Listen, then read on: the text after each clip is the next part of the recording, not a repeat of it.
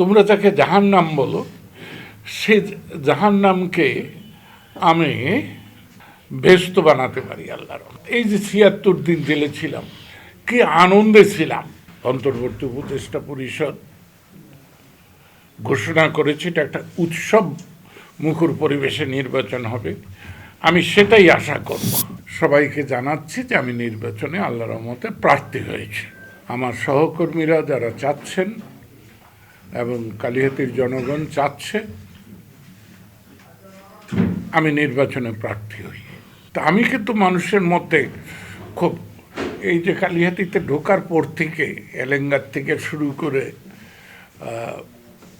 যেখানে যে দিক দিয়ে যাচ্ছি, মানুষ খুব যখন বলছে, জিজ্ঞেস করছে দাদা কি করবেন, আমি বলছি যে হ্যাঁ, তোমাদের আশা আকাঙ্ক্ষার সঙ্গে আমি একমত পোষণ করি, নির্বাচনে প্রার্থী।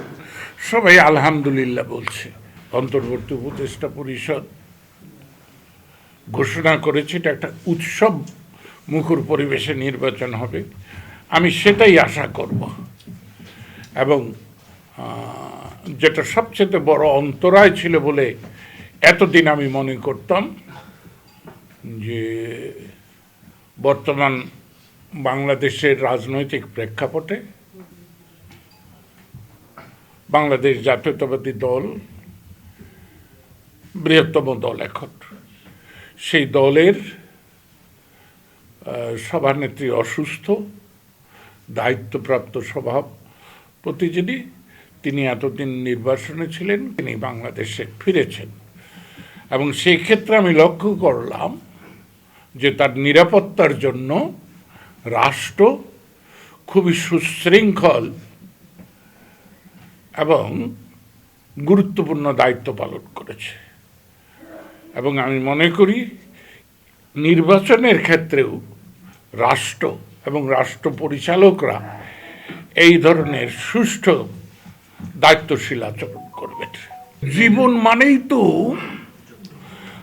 যন্ত্রণাও অনেকে বলে, আমি তো বলি জীবন মানে আনন্দ। যন্ত্রণার মধ্যে আনন্দ খুঁজে পেতে যে না পারে তার তো জীবন নাই। আমি একজন জীবনবাদী মানুষ। আমি যে কোনো সমস্যা সেটাকে জীবনের সমস্যা মনে করি এবং সেটা আনন্দের সঙ্গে মোকাবেলা করি। কবি নজরুল ইসলাম তার কবিতার একটা লাইন আছে, আমি জাহান্নামে বসে পুষ্পের হাসি হাসি। তো আল্লাহর রহমতে আমার এই দীর্ঘ জীবনে তোমরা যাকে জাহান্নাম বলো, সে জাহান্নামকে আমি বেহেশত বানাতে পারি আল্লাহর। এই যে ৭৬ দিন জেলে ছিলাম, কি আনন্দে ছিলাম বুঝাতে পারবো না। কারণ কোনো টেলিফোন নাই, কি আরাম। বিশ্বাস করে বহুদিন যাবৎ টেলিফোন ছাড়া যে চলা যায় এটা আমি বুঝিই নাই। কিন্তু ৭৬ দিন জেলখানায় আবার কিন্তু একটা সরকারি আইন আছে, সপ্তাহে না ১৫ দিনে পরিবারের সঙ্গে কথা বলা যায়। আমি সেটাও রাজি হইনি। আমি যে না, আমি কোনো কথাই বলবো না। টেলিফোনের হাত থেকে যখন বাঁচছি তখন এই কয়টা দিন নিজের মধ্যে থাকি। আমি আশা করব। এলো খবরের কাগজ, নিখাত, নির্ভীক, নিরপেক্ষ।